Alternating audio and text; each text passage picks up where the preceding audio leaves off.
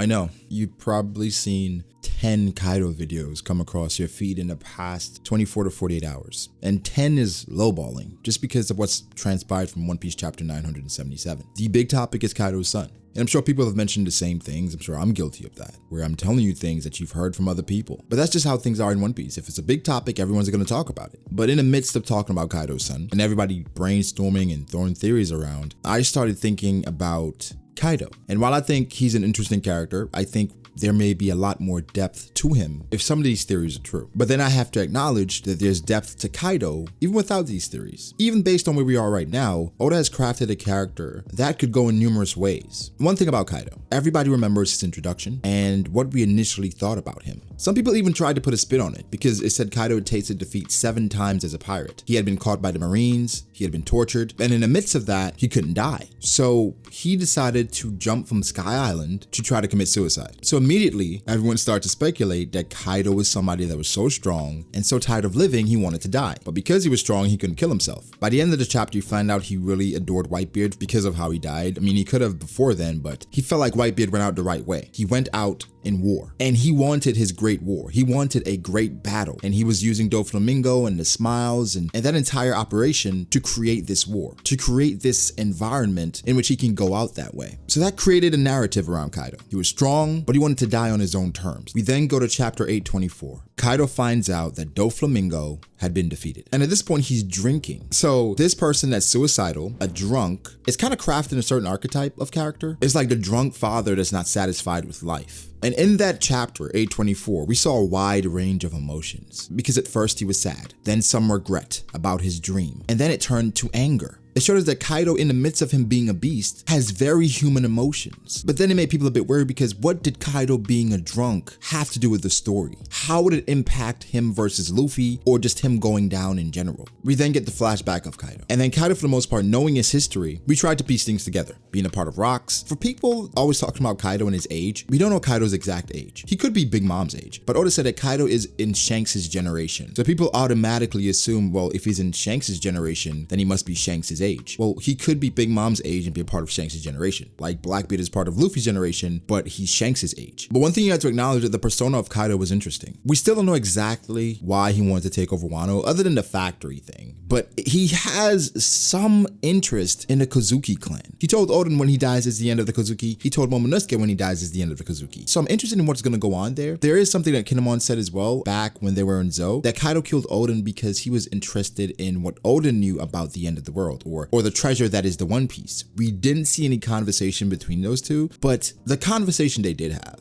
I really didn't expect that from Kaido. First off, him granting Oden the opportunity to try to live in this boiling pot of oil, of course this shows his sadistic side, but after that, it seemed like Oden had earned his respect. And this lets him talking about the old hag and killing her because she interrupted their fight. It created this depiction of Kaido. Like, how do you view Kaido now? He's somebody that wants to die. He can be aggressive. He's a drunk. He has some semblance of honor. He cares about fights, but then business is a part of him as well. Using Wano to make weapons, working with Shogun Orochi. Obviously, we know the end goal. He wants a huge war in which he can go out. But why does he drink? Why does he want to go out this way? After the Oden thing, a lot of people feel like that catapulted Kaido to the next level because Oden told him to get as strong as he can because the samurai, basically, they're going to avenge him. So for Kaido, after essentially losing to Oden, right? Because a lot of people view that as a loss because he had a slash in. I mean, the fight wasn't over, but a lot of people look at that as this indomitable creature got scarred by Oden. That's his only scar. So after that moment, I think Kaido learned from it, and then he started to obsessively grow stronger. And because of this, could one lose their sense of purpose? If you're obsessively growing stronger, at some point, do you get to a level of strength and then wonder why you're doing it? What's the purpose of getting this strong? Do you then try to test those limits? Do you intentionally get yourself captured to see exactly how things would play out? Because Kaido is at a level of strength that a lot of people cannot attain. So even being challenged at all, it takes the other Yonko or the top tier admirals. And those fights aren't happening often. So in the meantime, what is the purpose of all the Yonko? How are the Yonko enjoying life? I mean, for Shanks, it seems like he's enjoying his time with his crewmates. Big Mom, she's eating and she's having a good old time in Tato Land. Blackbeard is making waves. Whitebeard was enjoying his time with his family. What is Kaido doing? It's funny because I stumbled upon a Reddit post, right, in which someone was saying Kaido was the most useless Yonko. This made me think, because as far as the Yonko, their purpose, of course, it's kind of marred, and it's speculation because we don't know their true purpose. Of course, you would assume all of them would want to be Pirate King, but it's deeper than that for all of them. But basically, they said that Kaido spent 20 years doing nothing, then running a great country into the ground, and the vast majority of his crew is still weaklings. Of course, that's a bit premature because we don't know anything or much about the Flying Six. We haven't seen King basically in action. When we did see him,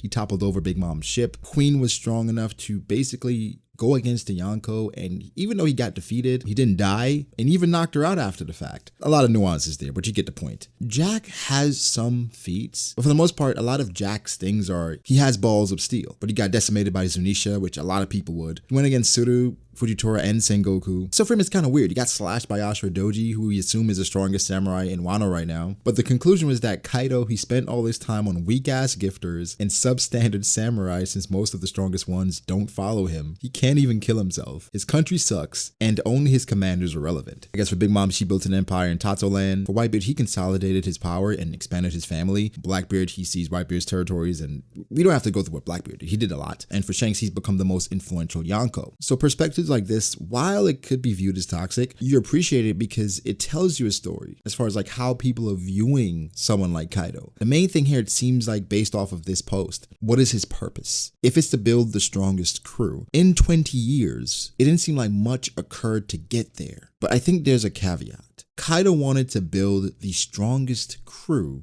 it seems, with Zoan users. He does have Hawkins on his crew, but for the most part, everyone there that's following him, they're Zoans. So obviously that automatically places a cap on how strong this crew can be, because for the most part, consensus, Zoans seem to be the weakest devil fruits. Not saying they're not strong, we can't have some diamonds in the rough, but if you look at overall Paramecia, Logia, and Zoans, mythical Zoans is special, but Logia fruits and some Paramecias are just broken. So that places a limit on Kaido. I must say, I don't think Kaido is the most useless Yonko. I don't think that should even exist, because the Yonkos don't specifically exist for a purpose, because they all have their own individual ways of doing things. Maybe a conversation for another day where we dissect. I suppose in a hyperbolic way, we can discuss who's the most useless Yonko, and that's air quotes, because what are the Yonkos trying to accomplish? Based on what we know, none of them are closer to being the Pirate King than the other. They've been at a standstill for a while. So interesting nonetheless though. I mentioned Shanks' son in the previous video, and that's mostly speculation, but when you read Ace's novel and different things Oda has said, and just Makino and Shanks' relationship, more than likely you can come to the conclusion that that kid is Shanks' son, right? Maybe I'll talk about it in depth at some point, just how a lot of us came to that conclusion, but it's pretty simple. It seems like the Yonko, even if it starts out initially about gaining strength and territory, it all goes back to family, because at the end of the day, that's something that's going to outlast all this territorial strength, physical strength, your family, and what you pass on. That brings us to the new popular theory of Kaido in regards to his son, and adding some more depth if this is true. The one that a lot of people are feeding into is the fact that Kaido, one, he became a drunk not only because of his child, but because his kid is dead. So Kaido at this point asking for his kid, it happens when he's delusional and drunk, so this could create some more emotional development for his character. I mean, even if this is the case where Kaido's kid is dead, does this add to his interaction with Momo and him letting Momo live? Does he then take Momo under his wing because he feels like that's the only way he can make up for not having his kid or losing his kid? Another thing here, Momo's devil fruit. Did Kaido have that specifically made for his kid? Does Kaido already have a relationship with Vegapunk? Of course, this wasn't a perfected devil fruit, but was this going to be something they use as a prototype to try to perfect the devil fruit to give to his kid? With Momo now having this devil fruit, does that increase the bond between Kaido and Momonosuke? Of course, Momonosuke would never forgive Kaido for killing his father, but what does this lead to? Is there any credence to Kaido's son being dead? Could that be the reason for him being the way he is now? Like I said, Oda is carefully crafting a character that we're going to care about by the end of it. Even right now, people are saying Doflamingo's a better antagonist and Crocodile's a better antagonist. I mean, Kaido's story isn't over. We still don't know everything there is to know about him. But I think how things are being set up right now is going down a road in which we're going to ultimately care about Kaido's struggle by the end of it. People don't remember this, but there was a moment in which you felt a bit sorry for Big Mom, because her being abandoned by her parents, basically being raised in a world in which she did not fit in, unbelievable strength, hurting things she wasn't trying to hurt, and then even after she killed her friends, it's as if everything Big Mom did was working against her. And I think that's why Big Mom evolved into this monster she is now, because she finally started to accept that she was different and that people needed to be more like her. So that warped her mindset, in which now she's like, I'm going to bring them to be like me, because there's no way I can be like them. What are we going to learn from Kaido so we can connect to him. I think he could be the most intriguing Yonko, of course, next to Blackbeard, because there's some things going on there. We saw the picture from when Blackbeard was young, and now knowing that Blackbeard doesn't sleep, could that be the reason why he was upset? It's a lot going on there, but I think Oda carefully using pain as a fuel to success, as far as the Yonko is concerned, is a beautiful thing. If you want to bring up Shanks and the death of Roger, there's a lot we can go into there. As far as pain in One Piece, maybe that may be tomorrow's video, but